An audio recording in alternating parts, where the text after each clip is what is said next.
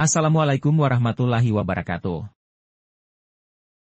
Catatan Fana di part 19, dalam mencari apa itu kebenaran yang hakiki. Insya Allah, dapat dibagikan agar kita dapat mengambil hikmahnya. Awal mula ketika saya mempelajari tentang apa itu hari kiamat. Teringat dalam sebuah mimpi ketika tidur. Melihat sebuah masjid yang lumayan luas. Namun masjid itu terlihat kumuh. Bahkan di tembok-temboknya terlihat tanaman merambat lumut saking kumuhnya. Di tengah-tengah masjid itu sebuah makam, dan banyak orang di dalamnya. Nampaknya, makam di tengah masjid itu bentuknya bukan sembarang makam. Makam itu terlihat bagus, banyak ukiran, intinya seperti makam seorang wali. Di masjid tersebut, ada yang sholat. Ada yang berziarah.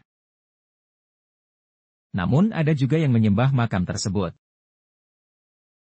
Kemudian berkeliling melihat sekelilingnya. Dalam hati ada keinginan untuk membeli masjid tersebut. Mau menemui yang punya, tapi pikir saya uang dari mana? Mau merenovasi, dan juga masih banyak lahan kosong di sana. Sampai sekarang pun, masih kepikiran, apa sih takwil dari mimpi tersebut? Kemudian melihat sebuah tongkat. Tongkat itu diperlihatkan di dalam mimpi. Tongkat yang benar-benar memiliki kemampuan untuk membelah lautan. Terlihat penduduk laut itu banyak jenisnya. Ada ular, ada ikan, dan yang lainnya. Dalam sebuah hadits disebutkan, makanan penduduk surga itu adalah hati ikan. Ya, saya sepakat, alhamdulillah. Makhluk laut itu tidak dapat hidup di daratan. Makhluk darat juga sulit untuk bertahan hidup di lautan. Lihat, bagaimana seekor burung yang terbang bebas di langit luas. Terbang di bawah naungan awan dan memiliki penglihatan yang tajam. Jadi teringat, dakwah Nabi Isa alaihissalam berkata, burung-burung itu tidak khawatir esok hari ia akan makan apa. Melainkan rezekinya sudah dijamin oleh Allah Subhanahu wa Ta'ala. Wah, bentuk tauhid yang sempurna dari perkataannya. Ini dikutip ketika memaknai dakwah Nabi Isa alaihissalam di kitab Injil. Apakah saya Nasrani? Ah tidak, saya mengimani kitab-kitab Allah. Menurut saya, tidak ada salahnya bercengkrama dengan kitab-kitab yang diturunkan Allah Subhanahu wa Ta'ala. Lagi pula di Quran surat An-Nahl juga ada. Oh ya, di Al-Quran tertulis Allah menciptakan dua buah bibir. Ada yang bilang bibir atas dan bibir bawah. Ya, saya pun sepakat dengan makna zohirnya. Kalau boleh menambahkan. Kedua bibir itu, sering mengatakan hal yang berlainan, bibir yang satu dengan bibir yang lain. Kemudian Rasulullah Shallallahu Alaihi Wasallam juga melarang kita memakan bangkai. Tentu kita tahu akan hal itu. Bangkai merupakan hewan yang tidak disembelih atas nama Allah Subhanahu wa Ta'ala. Kalau seandainya, bangkai itu dimaknai sebagai sebuah keburukan. Apakah ada yang memakan bangkai saudaranya sendiri? Apakah ada yang memakan bangkai orang lain untuk sebuah keuntungan? Maka, uang hasil jualan bangkai itu haram, jelas haram. Saya sepakat, pemahaman bangkai yang ada saat ini. Allahualam, namun masih ada beberapa arah pemahaman lain dari bangkai, namun tidak bertentangan. Mari kita melihatnya sebagai sebuah fenomena. Kalau saja ada sebuah kebenaran di sana, maka itu milik Allah Subhanahu wa Ta'ala. Baik pun belum tentu benar. Maka, jangan jadi penyembah kebaikan. Karena baik itu, belum tentu benar.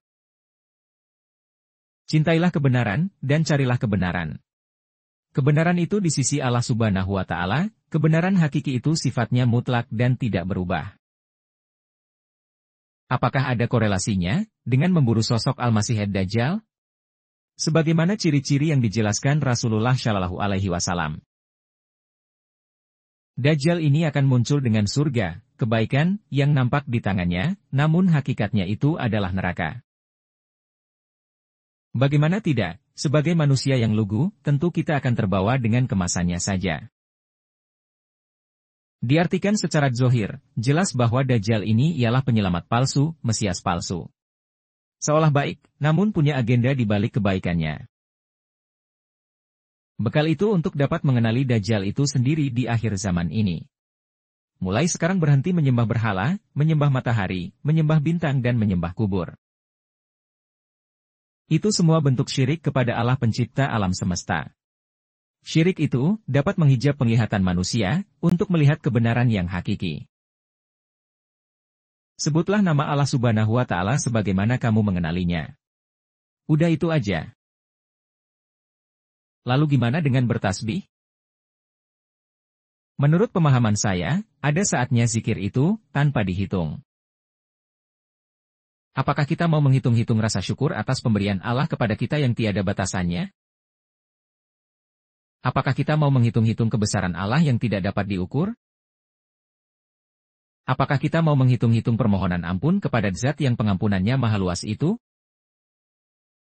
Tentu kita tidak akan sanggup menghitungnya.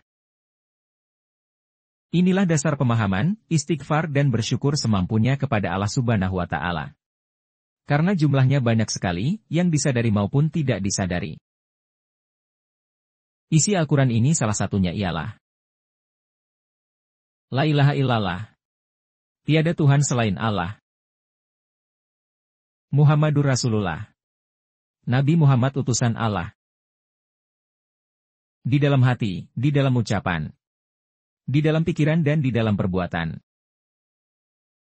Kedua bibir ini jangan berlainan, harus sejalan. Pertanyaan berikutnya.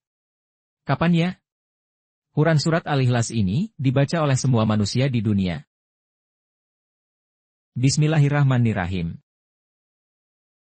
Qul huwallahu ahad. Dialah Allah, yang Maha Esa. Allahu Samad. Allah tempat meminta segala sesuatu. Lam yalid wa lam yulad. Allah tidak beranak dan tidak pula diperanakkan. Walam yakulahu kufuwan ahad. Dan tidak ada sesuatu yang setara dengan Dia. Insya Allah, karena ini tertulis di Al-Quran. Jelas tidak ada keraguan di dalamnya.